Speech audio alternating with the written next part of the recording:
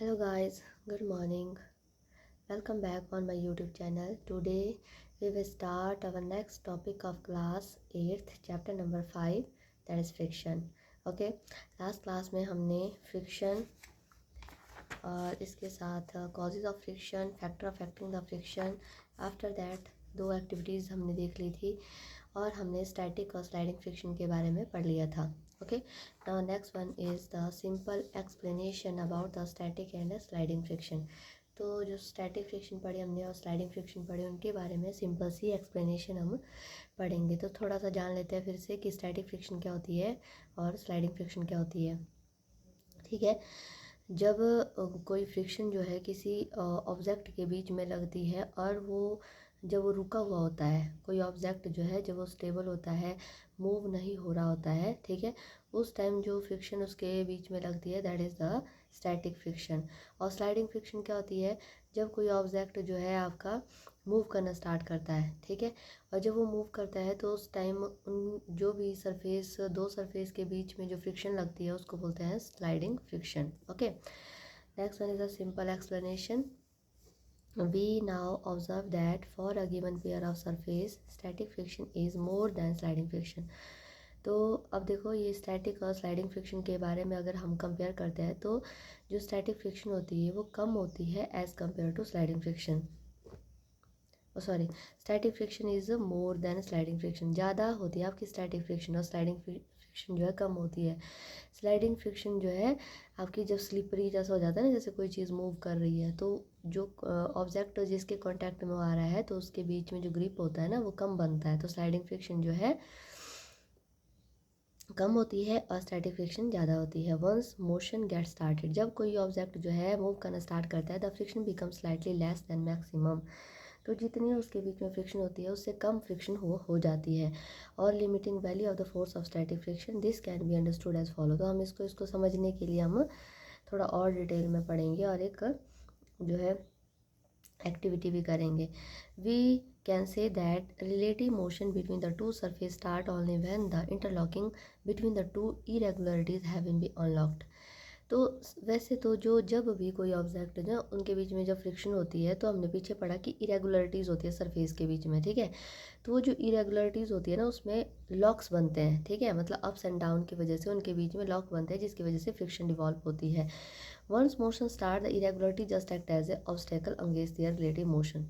जब भी कोई ऑब्जेक्ट मूव करना स्टार्ट करता है तो जो इरेगुलरिटीज़ होती है उनके सरफेस के बीच में वो सिर्फ एक ऑब्स्ट्रक्शन की तरह रह जाती है, मतलब सिर्फ मतलब थोड़ा सा वो रुकावट की तरह रह जाती है, कोई इंटरलॉक नहीं हो पाता है उनके बीच में. In other word, once the motion start the contact point on one surface do not get enough time to lock into the contact point of the other surface. मतलब दो सरफेस हैं उनके बीच में जो इरेगुलरिटीज़ है, जितना टाइम उस इरेगुलरिटीज़ को लॉक होने के लिए चाहिए था उतना उन उन ऑब्जेक्ट को नहीं मिल पाता है, ठीक है. जब वो मूव हो रहा होता है तो उस ऑब्जेक्ट को लॉक होने के लिए वो टाइम नहीं मिल पाता है, जिसकी वजह से जो आपका ऑब्जेक्ट है वो स्लाइड कर जाता है. Okay, thus it is easier to keep on moving an object when it is already in motion. तो कोई भी चीज़ जब वो मूव कर रही होती है तो उसको फिर से मूव मतलब चलते आगे की तरफ धक्का दे करके फिर से चलाते रहना वो ज़्यादा इजी होता है than to start it from rest as compare to जब आप उसको जो है रेस्ट से मूव कराते हैं. मान लो आपके पास कोई बहुत बड़ा ब्लॉक है, ठीक है, उस ब्लॉक को आपने बहुत मतलब जब उसको आपने जो उस आपके रेस्ट पर था, जैसे ही आपने उसको मूव करना शुरू किया तो आपको काफ़ी फोर्स लगानी पड़ेगी. पर जैसे ही वो मूव करना शुरू हो गया उसके बाद आप थोड़ा सा भी उसके ऊपर फोर्स लगाएंगे तो वो मूव होता रहेगा. जैसे टायर के साथ होता है ना, जैसे आपने टायर ले लिया बहुत बड़ा, उस टायर को आप मूव कराने की कोशिश करेंगे तो स्टार्टिंग में आपको क्या करना पड़ेगा, फोर्स लगानी पड़ेगी, ठीक है. और जब वो एक बार जो है स्लाइड करना शुरू करेगा, घूमना शुरू करेगा, उसके बाद जो है आपको थोड़ा सा भी फोर्स लगाने पर वो आराम से मूव कर जाएगा, ठीक है. Next one is the rolling friction. We often see on the bus stand, railway platform and the airport that even the small children are able to carry along their suitcase easily if they are fitted with the wheels. Why do it so? तो देखो आपने कई बार देखा होगा bus stop पे, railway station पे या airport पे कोई छोटा सा बच्चा होता है, बड़े जैसे बैग को भी वो आप ले जा सकता है, एक जगह से दूसरी जगह इजीली कैरी कर सकता है अगर उसके ऊपर व्हील लगे हुए हैं, है ना. क्यों होता है ऐसा? क्योंकि इसमें भी जो आपकी अगर एक बार आपने फोर्स लगा दी तो उसके बाद जब ये टायर मूव करना शुरू करते हैं तो फ्रिक्शन इसकी कम हो जाती है। Let us try the previous activity to understand the reason. तो इसके लिए एक एक्टिविटी है जिसको हम करेंगे। Activity 5, take a few pencil which are cylindrical in shape. तो ये वाली एक्टिविटी पिछले वाले क्लास में भी हमने कर ली थी। तो हमने सिंपल बॉक्स लिया था और एक पेंसिल ली थी, ठीक है। अब देखो क्या करना है, आपने जो है जो बॉक्स है उसके नीचे आपने बहुत सारी पेंसिल्स रखनी है, सारी की सारी जो है सर्कुलर होनी चाहिए, सिलिंड्रिकल होनी चाहिए, ठीक है। And now place the wooden tray block over the shown in figure. तो सेम वैसे ही आपने करना है, एक साइड वुडन ट्रे या फिर जो भी आपका कैप है किसी जार का उसको लेना है। Repeat the step of previous activity, same उसके अंदर पेबल्स डालने हैं आपने, ठीक है। What do we observe? Do we find easier to move the tray block in the way that it slide it? तो क्या ये इजी है मूव करना? Note down the number of the marble required in this case. तो आपने note down करना है कि इस केस में कितने मार्बल्स जो है आप इसमें डाल रहे हैं। Observe the difference between the two cases. Do you think that opposition to the motion of the wooden tray और block has been be reduced. तो आप देखोगे जब इसके नीचे जो है आपने इस तरह से सिलिंड्रिकल जो है पेंसिल रखी है तो आप देखोगे कि इसके बीच में जो ऑब्स्टेकल है मतलब जो फ्रिक्शन है वो कम हो रही है और आपका जो बॉक्स है वो इजीली मूव कर रहा है और कम वेट के साथ भी वो मूव कर जाएगा। We observe that the pencil start rolling on the wooden tray block और मूविंग द ट्रे और block in this way is much easier than sliding it, ठीक है। तो जो मूव करना है ट्रे को, जो मूव करना है वो ज़्यादा ईजी है देन स्लाइडिंग। जितना आप खींच के जोर लगाओगे ना उससे ज़्यादा ईजी है जो इस तरीके से ये मूव करती है। Thus rolling is seen to be reduce the friction. तो इससे हमें पता चलता है कि जो रोलिंग होती है वो फ्रिक्शन को क्या करती है, रिड्यूस करती है, कम कर देती है। ओके, तो जब इसको आप मूव करोगे ना, जैसे यहाँ पे वेट डाला तो ये आगे खींचता जाएगा तो आपकी जो पेंसिल है ना वो भी आपकी राउंड राउंड मूव होती जाएगी। Okay, we observe that it is much easier to roll on than to slide. तो रोल ऑन जो है ज़्यादा ईजी होता है एज़ कम्पेयर टू स्लाइड, ठीक है। A body over a given surface on a railway station platform और bus stop. We often notice that small children can easily pull a suitcase fitted with the wheels and it is because of reduced friction associated with the rolling। तो जो tyre होते हैं ना लगे हो किसी suitcase के साथ उसमें जो है फ्रिक्शन रिड्यूस हो जाती है। That make it easy for the child to pull along the suitcase. तो कोई भी छोटा बच्चा जो है उसको ईजिली पुल कर सकता है। It is easy now to appreciate why the laborer performed the placing the logs under the heavy machine object while moving them on one place to another place। तो ये भी जो है आपने लेबरर भी देखे होंगे बहुत सारे काम करने वाले बड़ी बड़ी लॉग्स को जो किसी भी भारी मशीन को उठाने के लिए उसके नीचे वो जो है गोल लॉग्स लगाते हैं, ठीक है। ऐसे बड़े बड़े पीस होते हैं गोल उनको लगा देते हैं और जैसे वो मशीन को मूव करते हैं तो जो आपके लॉग्स होते हैं वुडन के वो भी मूव करते हैं और उसके साथ वो जो ऑब्जेक्ट है या फिर मशीन है वो एक जगह से दूसरी जगह आसानी से पहुंच जाती है। Okay, next one is the rolling friction is thus the force of friction that comes into play when one body roll over the surface of another body। तो रोलिंग फ्रिक्शन कब बनती है? रोलिंग फ्रिक्शन बनती है जब एक जो object है वो रोल हो रहा होता है किसी दूसरे ऑब्जेक्ट के ऊपर, ठीक है। It is much less than the sliding friction. तो स्लाइडिंग फ्रिक्शन से ये जो है कम है। Why we can now conclude that it is more convenient to roll than to slide an object over a given surface. तो हम बोल सकते हैं कि जो किसी चीज़ को रोल करना ज़्यादा कन्वीनियंट है, ज़्यादा अच्छा है एज़ कम्पेयर टू स्लाइड, किसी चीज़ को स्लाइड करने से। ओके, अब देखो स्टैटिक फ्रिक्शन सबसे ज़्यादा होगी, स्लाइडिंग उससे कम और रोलिंग फ्रिक्शन सबसे कम होगी। तो ये जो है कंपेयर किया हुआ है। Next one is the wheel. It is the revolutionary invention. Wheel जो है ना एक बहुत ही मतलब क्रांतिकारी खोज है एक तरीके से। अगर जब व्हील की खोज हुई तो हर चीज़ जो है बहुत आसान हो गई, ठीक है। The realization that rolling friction is much less than sliding friction led man to invent the wheel. तो जब व्हील की इन्वेंशन हुई थी तब ये जो है तब इंसान को रियलाइज़ हुआ कि किस तरीके से रोलिंग फ्रिक्शन जो है वो कम होती है as compare to sliding friction और इसमें जो है कम आपको फोर्स लगानी पड़ती है, कम आपको मेहनत करनी पड़ती है। The wheel has been be consider one of the greatest invention in the history of mankind. It is much easier to cart heavy load put on a trolley with the wheels than to push it. तो ये बहुत आसान है किसी भी भारी सामान को जब उसके ऊपर जो भी आप सामान को ले जा रहे हैं, अगर आप वो किसी व्हील वाली चीज़ के ऊपर उसको ले जा रहे हैं तो ईज़िली उसको आप ले जा सकते हैं। Wheel are used extensively in daily life for transportation. तो डेली लाइफ में इसका यूज़ होता है। They have they save the labour energy to great extent. तो एनर्जी भी सेव करते हैं और लेबर भी एक्सटेंड इससे जो है आपकी सेव होती है। This is because of the very much reduce the friction associated with rolling. ये इसलिए होता है क्योंकि इससे फ्रिक्शन जो है बहुत कम होती है, और फ्रिक्शन कम होने की वजह से आपको कम मेहनत में ज़्यादा जो बेनिफिट मिलेगा। ओके, यहाँ पे क्या लिखा है, do you know proper flatted tyre roll without sliding once rolling friction is less than the sliding friction. Proper जो फुला हुआ आपका टायर होगा ना, उसको आप जो है विदाउट स्लाइड जो है एक जगह से दूसरी जगह जो है आप ले जा सकते हैं। Therefore there is less dissipation of energy against the friction has the proper inflated tyre save the fuel.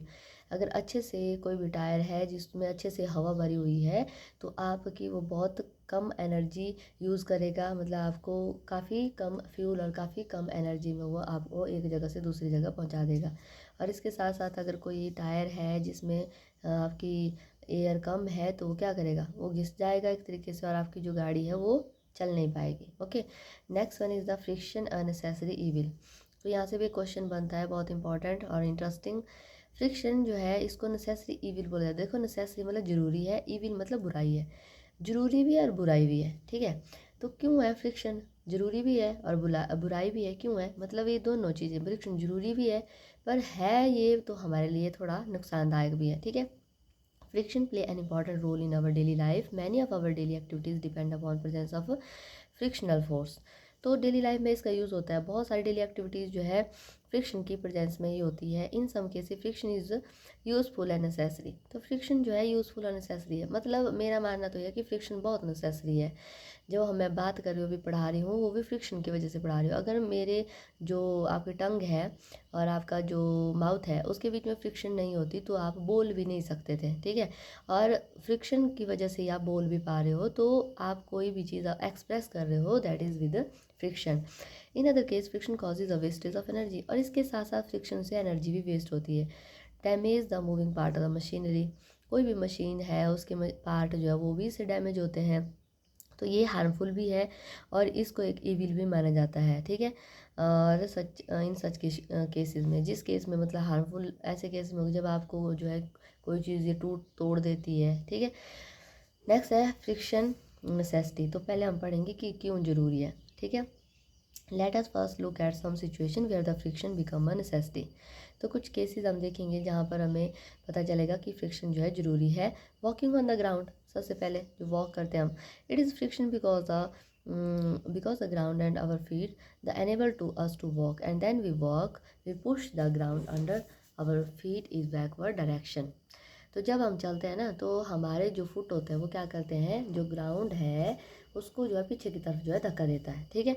तो हमारे जो जूते हैं वो क्या करते हैं, जो ग्राउंड को पीछे की तरफ धक्का देते हैं, जिसकी वजह से हम आगे की तरफ को चल पाते हैं। Friction then provide the forward reaction and make us moving forward.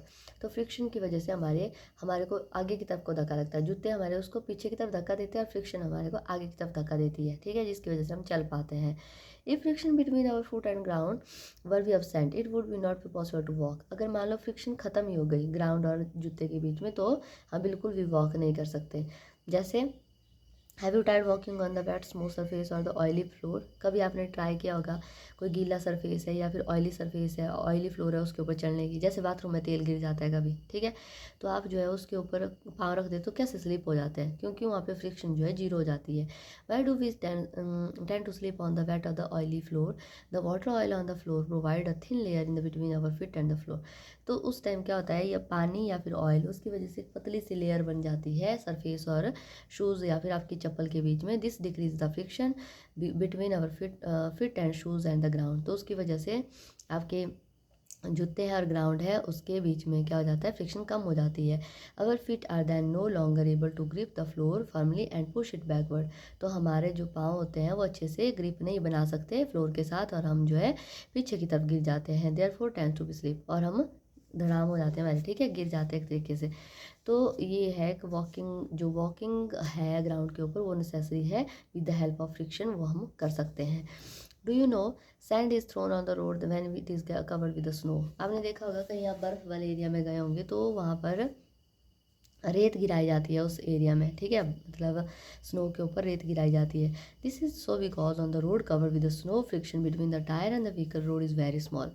तो उस केस में क्या होता है, अगर हम इसमें सैंड नहीं गिराएंगे तो स्नो की वजह से आपका जो रोड है और टायर है उनके बीच में क्या हो जाएगी, फ्रिक्शन जो है बहुत कम हो जाती है।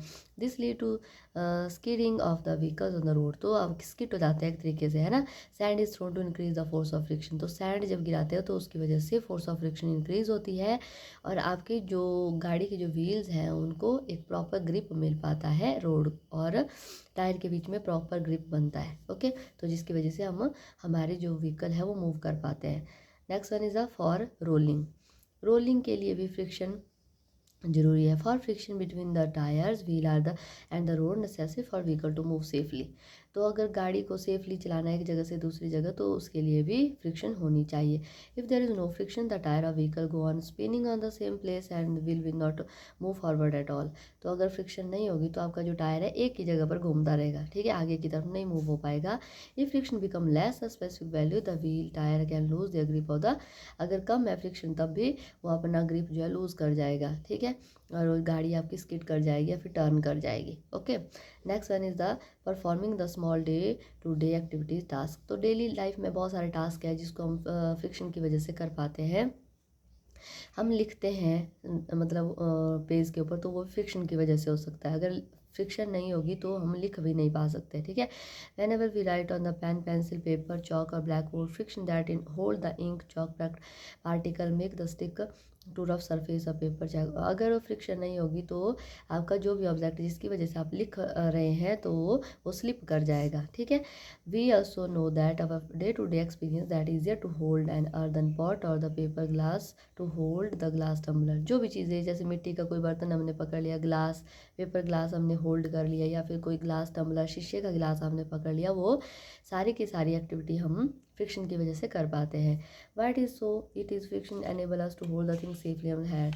तो क्यों ऐसा होता है कि फ्रिक्शन की वजह से हम ग्रिप बना पाते हैं। Friction also enables us to keep things along a slope. तो फ्रिक्शन की वजह से स्लोप के ऊपर भी हम किसी चीज़ को पकड़ सकते हैं। Imagine everything hurtling down hills and mountain if there is no friction.